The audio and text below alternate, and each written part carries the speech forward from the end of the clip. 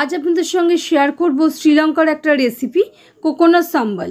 এর জন্য প্রথমেই গ্যাস বার্নারের উপর একটা লোহার কড়া গরম করে নেওয়ার পর তাতে 2 টেবিল চামচ পরিমাণ সর্ষের তেল ধোঁয়া ওঠা গরম করে নিয়েছি আর 4টে গোটা শুকনো লঙ্কা অ্যাড করে দিয়েছি। 2-4 বার নেড়ে নেওয়ার পর এর মধ্যে 10-12টা কারি পাতাও অ্যাড করে সিম আঁচে ভেজে নিয়েছি। এবারে এটাকে শিলবাটার মধ্যে অ্যাড করে নিয়েছি আর একটু হালকা করে ক্রাশ করে নিয়েছি।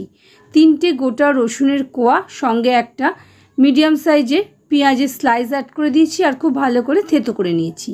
এবারে এর মধ্যে 10-12টা গোটা গোলমরিচ, হাফ চামচ নুন, 1 চামচ পরিমাণ লঙ্কার গুঁড়ো আর হাফ চামচ পরিমাণ কাশ্মীরি লঙ্কার গুঁড়ো অ্যাড করে সবটা ভালো করে থেতো করে নিয়েছি। এবার একটা গোটা নারকেলের অল্প একটু অংশ নিয়েছি আর আবারও সব কিছুর সঙ্গে ভালো করে থেতো করে মিশিয়ে নিয়েছি।